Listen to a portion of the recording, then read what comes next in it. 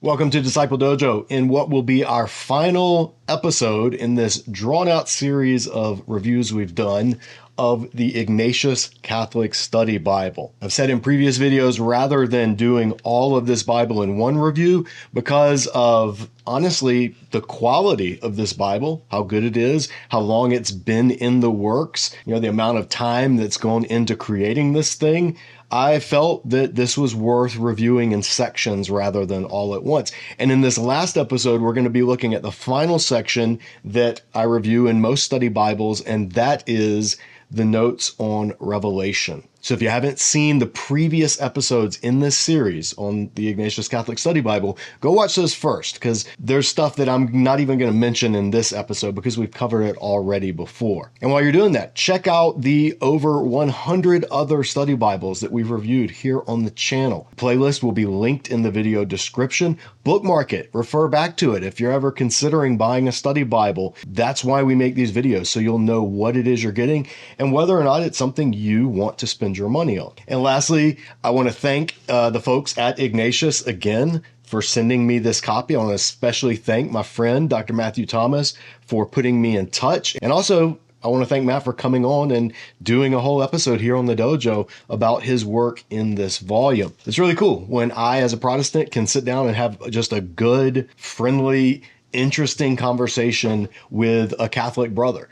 And I hope to do more of those in the future here on the channel, as well as Orthodox friends. I would love to model what I think is a healthy approach to unity, even while maintaining our doctrinal and theological differences. And that's been my goal, honestly, in these reviews here on the channel of this Catholic study resource. So if you appreciate any of that, we would love, if you haven't already, hit that little subscribe button. It's simple, it's painless, it doesn't cost you anything, but it really does help this channel. All right, let's finish our review of the Ignatius Catholic Study Bible by looking at its notes on the book of Revelation.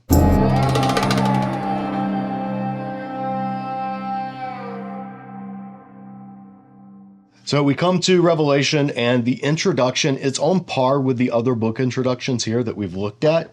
It's a good introduction. It lays out the different approaches to Revelation. It has a discussion of who the possible authors of Revelation are. It's not unanimously believed that John of Revelation is the same John, son of Zebedee, the Apostle John. There are other candidates. There were other Johns at the time. And so they discuss 5 different views of who the John of Revelation could be. But ultimately, they do lean towards it being written by the Apostle John. And a lot of that has to do with when they date the book. This was an interesting aspect of this study Bible that I did not expect. They lay out the possibilities of Revelation either being dated to the 90s AD or the 60s AD. Why does that matter? Well, if it's in the 90s, then Jerusalem temple has already been destroyed, and the Antichrist, who is described using very Nero-like features, is a callback to Nero and his persecution of Christians and his self-aggrandizing, megalomaniacal, imperial personality, and it's casting the current head of the Roman Empire in the role of a Nero 2.0, so to speak. However, if it's written before the fall of Rome, then the beastly figure being described as Nero is because it was talking about Nero. And it was written at a time before Nero's rise to power. And that would put it, as they say, around 68 AD, somewhere in there. Now, they don't take a hard stance on that, but they do say that's the perspective that we're going to be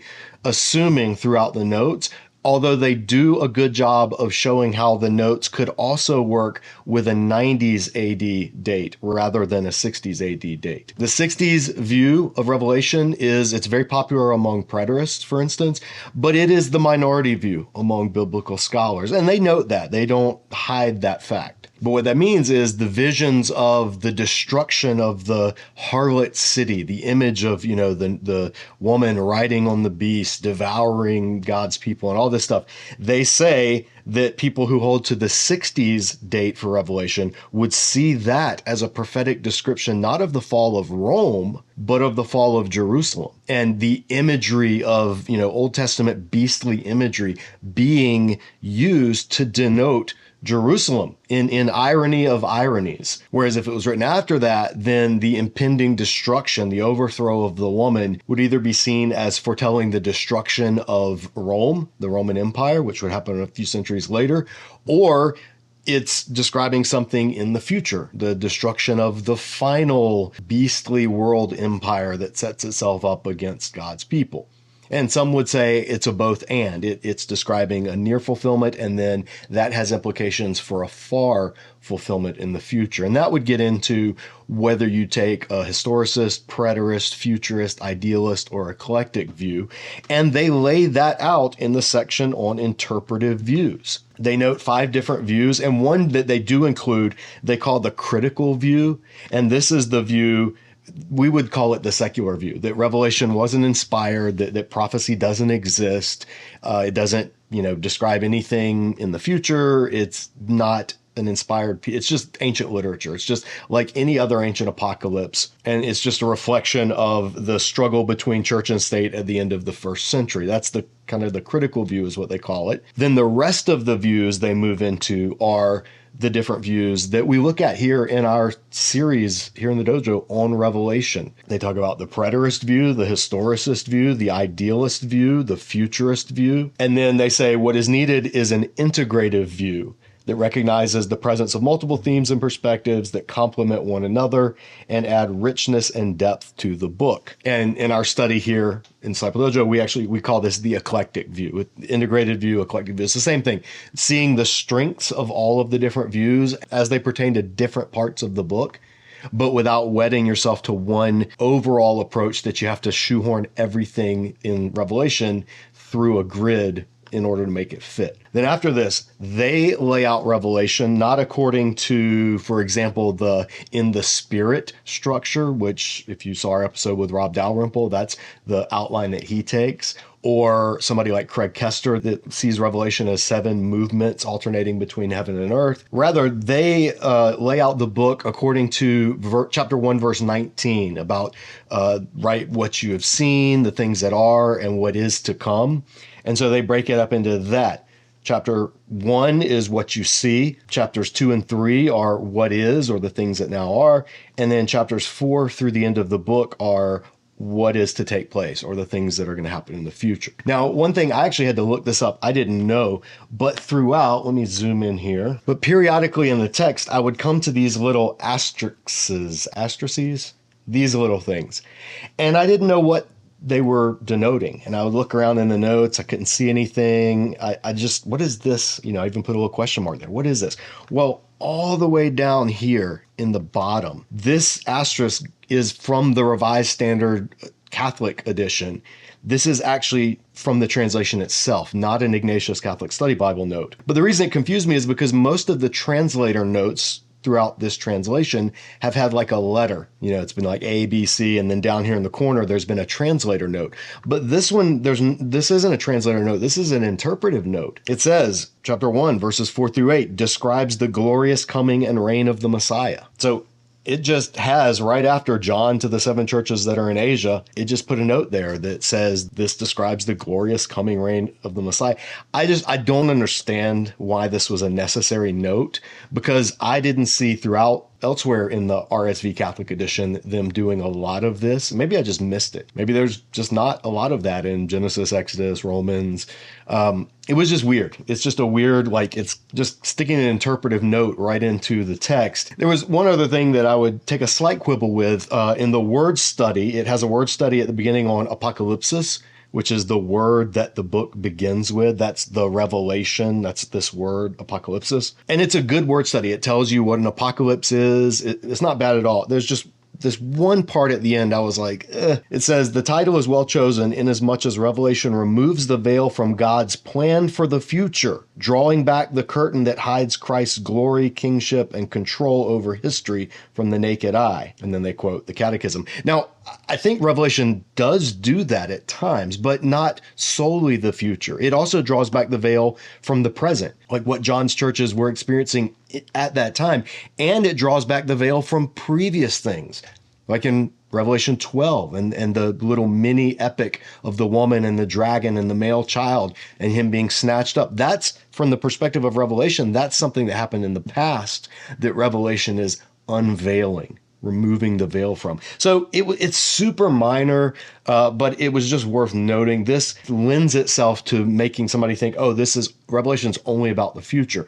And that would fit if you take the futurist interpretation, but the notes in this don't take the futurist interpretation, at least not exclusively. So for what it's worth, I just think that's important to point out. Now, there was one other issue that popped up, and I only mention this because we've discussed this here on the channel. When I had Dr. David De Silva on, David and I are going to be leading a trip to these 7 churches this coming fall. We've still got some spaces, by the way, if you're interested in coming and seeing all these places firsthand for yourself with a world famous New Testament archaeologist, hint, not me, the other guy leading the trip, then check that out. I'm going to link that trip in the video description below. And I'll also link the video where David talks about the background of these 7 churches, and he shares images that he's taken on his trips there, kind of gives us a tour of these 7 churches.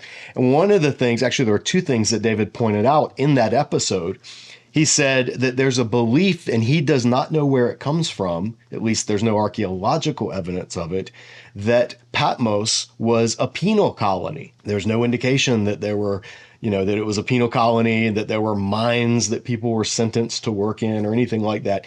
And he also said that in Revelation, the lampstands, which in my translation of Revelation, I tend to translate that as the menorahs, because I think menorah, that's the Jewish term for a lampstand, and keeps that temple imagery in the Old Testament. But David pushed back on that. And, if you're going to listen to somebody on Revelation, me or David De Silva, listen to David. But he said, no, actually, it's more likely that they're just lampstands, just a stand that you would have a lamp on. There's not really a connection with the menorah, that they don't even use the same words in Greek as menorah. So I just thought it was interesting because in the notes on this right here, you see a note on Revelation 1:9. It says Patmos, a small island in the southern Aegean Sea that was used by the Romans as a penal colony for criminals. And so as David talked about in that episode, I would want to know what source there is for that, because I used to think this. I mean, I taught this for years, and it was only very recently that I realized, and a lot through David's influence, of actually, there's really not any evidence that Patmos was a penal colony. And then the other one was when they talk about the lampstands, it says each one is modeled on the branched candelabra or menorah that flickered in the sanctuaries of Israel. Again, this is a position that I've taken and that I've taught, but check out the video where David talked about it and showed an example of what he thinks is much more likely that the hearers of Revelation would have heard when they heard the word lampstand. But not big issues. I'm only mentioning them because we've talked about them here on the channel. The notes to the 7 churches, they're good. They have a lot of historical background. They tie in some of the biblical background to some of these images. I love the note at Revelation 3:10 that talks about the hour of trial that's about to come upon the believers. And again, it mentions the 2 different dates, depending on where you date Revelation, what that would be referring to. They say believers in ancient Philadelphia are promised the Lord's protection from the widespread suffering. And then I love this note. There is no hint that the text envisions a rapture of the church into heaven before the onset of earthly distress. Amen. We've talked about this many times here on the channel. The doctrine known as a pre-tribulation rapture was not ever taught before the mid-1800s. Most people just assume it is what the Bible teaches. It's very much not. If you're interested, I'm going to link a few videos in the description below where we have specifically looked at passages that people think have to do with the rapture and being left behind. A couple of my superhero seminary colleagues on the shelves behind me here have given a breakdown of 2 of those passages. So check out the link in the video description for more on this. But I was glad that they put that there. I think that's helpful because people read the idea of a rapture into Revelation all the time. And there's nothing in the book that talks about some rapturing of believers out of the world before tribulation hits. They give a good note on Laodicea, another note that we look at in how study Bibles handle background information for Revelation. And they have a great discussion of chapter 3, verse 16. What does it mean when he says you are lukewarm? And how that doesn't mean spiritually kind of hot, kind of cold, on fire for Christ, or dead, spiritually dead. It doesn't mean that. It had meanings drawn from the nearby cities, Colossae and Hierapolis. By the way, on the trip that David and I are leading this fall, we're actually going to be staying at a hot springs hotel in Hierapolis. So you really want to come with us on that trip. I promise you, it's going to be amazing. And then they give some more discussion of other background things from Laodicea that are mentioned in the passage itself by Jesus. So very, very good, helpful background on the seven churches, and in particular on Laodicea. There's a note at chapter 4, the four living creatures, and the note explains how the four living creatures became associated with the four gospel writers. And that's actually what's here on the cover of this study Bible. These are the four living creatures, one with the face of a man, a lion, an ox, and an eagle. And it tells why those animals were associated with the different gospels. There's a discussion of the scroll and what that would have signified, a covenant document with written decrees to be put into effect. And then there's a great note that points out one of the major themes of Revelation. And another superhero seminary faculty has discussed that, Professor Lionel, talking about the Lion of Judah and what that means and the concept of seeing versus hearing in Revelation. And there's a great note. It says, John expects to see a lion, 5:5, but turns to see a wounded lamb. And then it explains why that's important.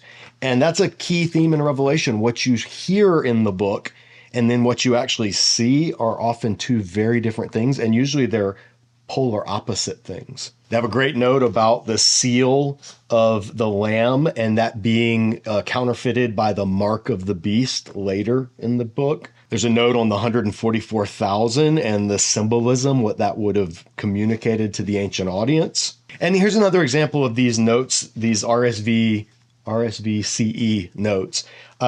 Like again here, there's this funky double cross looking note.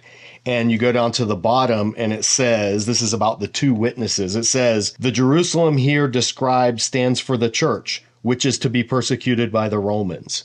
So these RSV notes, these Catholic edition RSV notes are kind of telling you how to interpret the text. I haven't seen that in other books in the RSV. Maybe it is, but it's a little odd. But those notes do present an overview of kind of a general Catholic approach. And so, for instance, the two olive trees, the two witnesses, Catholic interpretation does recognize those as representing the church. But they say also some see the witnesses as two historical individuals. So you're getting official Catholic view and then maybe unofficial interpretations as well at times. There's a good word study on witnesses and the importance of martyrs, the word that from where we get later term martyr. And then we come to Revelation 12. I was expecting just standard, the woman represents Mary, full stop. And the note here is actually more nuanced than I expected. It says the woman of Revelation 12 is both an individual person and a collective symbol. So they take the traditional Catholic view. She is Mary, the mother of the Messiah and the spiritual mother of his disciples, which I think that's pretty implausible given what all is said about her in Revelation 12. But then they say, but she also represents the faithful of Israel crying out for the Messiah, as well as the church attacked by the devil for witnessing to Jesus. And then they quote from the Catechism. And this was good to see because a lot of Catholic readers will gravitate to that first option and they see, a heavenly mother figure and immediately they think of Mary. The early Christians most likely would not have made that connection. If they saw a heavenly woman, mother figure crying out in anguish to give birth, that would have drawn their minds back to the Old Testament prophecy of Israel, crying out, waiting to give birth, the people of God collectively.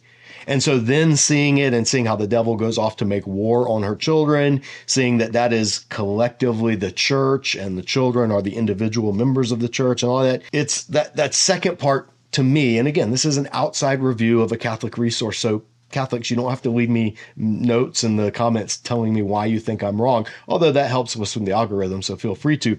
But just as a Protestant, I'm glad that they at least noted the second meaning of the symbol, because I think that's the more prominent meaning, if not the exclusive meaning in Revelation 12. And that has nothing to do with not liking Mary or anything like that. It's just exegetically makes much more sense to see the woman as denoting the people of God collectively, not Mary herself. And they actually go on to unpack this even more. They say the woman is clearly the church, endowed with the word of the Father, whose brightness outshines the sun. Like the moon, she's adorned with heavenly glory, and her crown of 12 stars points to the 12 apostles who founded the church. St. Hippolytus. Then the next quote they give, the vision speaks of the mother of our Savior, depicting her in heaven, not on earth, as pure in body and soul, as equal to an angel, as one of the heaven citizens, as one who brought about the incarnation of God. She has nothing in common with this world and its evils, but is exalted and worthy of heaven despite her descent from our mortal nature. And that's from Ecumenius, commentary on the Apocalypse. So they just put both views back to back that were prominent in the early church. Honestly, for a Catholic resource, I think that's a pretty even-handed way to do it. There's a great note about the fall of Satan in this passage in Revelation chapter 12, and they say, this is not the fall of the angels at the dawn of time, but the defeat of evil at the turning point of salvation history when Christ mounted the cross and cast out the ruler of this world. And then they quote John 12, Colossians 2. Yes, a lot of people in later tradition, later authors read into Revelation 12 and the Satan being cast down from heaven. They read into that some story of a primeval fall of Satan from heaven. He was the choir director. He wanted to be God. God kicked him out. He took the angels with all this stuff. Scripture doesn't teach any of that. The fall of Satan in Revelation is linked to the ascension of Jesus. So it's not an ancient primordial past thing. It's a now in light of the gospel thing. And I was glad to see that note. The 666, they have a note unpacking that is most likely a reference to Nero. And then this is a really interesting note. I really appreciated this. They said, the numeral 666 appears in the Bible only here and in connection with Solomon, who received 666 talents of gold in a single year in 1 Kings 10. This was the beginning of Solomon's end, for his wealth turned him away from the Lord. Solomon typifies the beast to the extent that he allowed material prosperity to corrupt the people of God. That's actually a pretty compelling connection. I've known that 666 was only used in the Bible elsewhere in that one instance, but just, it was like, maybe it's probably random. But actually, this would make a lot of sense. And in many ways, Solomon does act in a very empire-like, beastly manner at the end of his career. So this is intriguing, we'll say. There's a good essay on around chapter 18 of Who is Babylon? And they give the two views that, again, depend on when you date the book. If you hold a later dating of the book, then you see Babylon as a cipher for Rome. And if you hold to the earlier dating of the book, Babylon is probably signifying Jerusalem. And they give different reasons for each of them. And then conclude on the next page by saying what's curious about the above is the strength of both interpretations. Some details seem to fit a description of Rome, while others are more clearly applicable to Jerusalem. In our judgment, a stronger case can be made for Jerusalem as the city whose demise is apocalyptically presented in Revelation. But this does not mean that other readings of the book are thereby ruled out. Jerusalem was the first city to fit the description in Revelation, but it's by no means the only city. History is clear that Rome stood next in line to carry on the legacy of Jerusalem by its ruthless persecution of Christianity, so Revelation's warnings of divine judgment apply to it as well. We must not restrict the meaning of apocalyptic events to exclude later historical applications. That's a well-handled note. That's a balanced overall handling of something, where scholars are divided. They give the evidence, they show where they lean,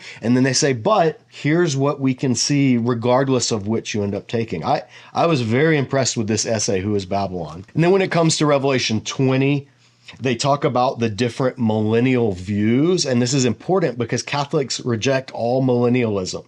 Catholics are amillennial in their interpretation of Revelation. So in a Catholic study Bible, many Catholic study Bibles, at least the ones I've looked at, don't even give any thought to premillennialism or postmillennialism. But this gives a helpful background on what those terms mean and who has held to different ones of them. They note that some of the early interpreters like Justin Martyr held to premillennialism. But in the end, they say, amillennialism, this has probably been the most widely held view among Catholic theologians throughout history. They conclude by saying the Catholic Church rejects all form of millenarianism, or sometimes called Chiliasm, which contends that Christ will come again to establish a visible kingdom on earth. And then they quote the decree of the Holy Office and the Catechism. And then some of the notes are pretty honest, like when it talks about the first resurrection, during Revelation 20, what does it mean? The first resurrection. They say the meaning of the two resurrections is uncertain. And then they give the first may refer to, and they'll spell that out. So not super dogmatic where the church doesn't take a hard stance. And I personally appreciate when study Bibles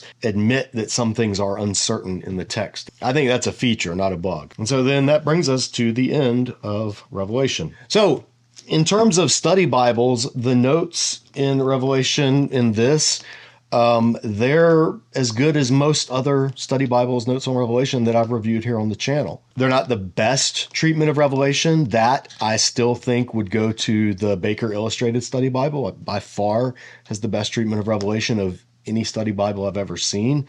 And there are others as well, but there's nothing wrong with them. These are good study notes to Revelation, especially if you're Catholic. And so I would have no problem recommending this to somebody who wants to better understand the book of Revelation. I would just say, here's the caveat. You're getting Catholic interpretation. Duh, that shouldn't be a surprise. So make sure you go look at non-Catholic, look at Orthodox, how they read Revelation, look at different types of Protestants, how they read Revelation, because Revelation's a book that has stumped and stymied some of the most brilliant and godly thinkers in the history of the church. Now, does that mean it's inscrutable? No. Like I said, we have a whole course here on Revelation where I don't claim to give the definitive view, but we do walk through how different Christians have read the book over the centuries and allow you as viewers, as participants, to come to your own conclusions as you study the book. But overall, I was very pleased with the notes to Revelation in this. They might be, of the books that I've looked at here in these reviews on the channel, I think the notes to Revelation are my favorite. I think they're the strongest in this study Bible of all the books, at least that I've had a chance to review so far. The exception might be, I'm currently reading through 2nd Maccabees right now. And if you saw my discussion with Dr. Matthew Thomas, he did the notes for 1st and 2nd Maccabees. And the notes for 2nd Maccabees are really good. So that might be, I think, the best notes that I've come across in this study Bible. But Revelation would be just behind those probably. So having reviewed this massive thing over the past 3 months now, it should be clear, I would unequivocally recommend this as a valuable resource. Whether you're Catholic, Orthodox, Protestant, this is a great study Bible. I'm not Catholic. I'm not going to become Catholic. There are things I still vehemently disagree theologically with the Catholic Church about, but that in no way prevents me from saying this is an excellent resource. I use this in my own study. I'll continue to use it in my own study. I have incredible admiration for those who put it together. Disagreement doesn't mean you don't benefit from people's wisdom and knowledge. And that's important in our culture that is so siloed off and so algorithmically tuned to our echo chambers. It's just tempting to dismiss. I mean, I have people in the comments here on YouTube all the time. They'll dismiss me for all kinds of reasons. One guy flipped out on and dismissed the entire channel and said that I cheated and didn't really know Hebrew because I mispronounced the Hebrew vowel in one sentence in one video done like a year ago. So people are looking for reasons to write people off. If you're a Protestant, let me tell you, don't do that with this. Don't write this resource off. This is a great resource. Ignatius has not paid me a dime. They sent me this copy. That's all I've gotten for this review. And if you've watched my study Bible reviews, you know I'm pretty honest, even towards things that I'm friendly disposed to. So I'm not exaggerating. I really like this as a study Bible. I'm not Catholic, so it would not be my primary study Bible. But if I were Catholic, it's head and shoulders above the other Catholic study Bibles I've looked at here on the channel. So if you're even thinking about a Catholic study Bible, honestly, yeah, go with this one. Don't waste your money on the other ones. They're not terrible in and of themselves. Some are borderline, but by comparison, they aren't even in the same league as this. And that's my honest opinion as a Protestant who has spent the last few months using the Ignatius Catholic Study Bible. So hopefully you find that helpful. If you do, we'd really appreciate it if you would do the things that help YouTube channels grow, like, comment, share. And if you haven't already, we'd really love for you to subscribe. But that'll do it.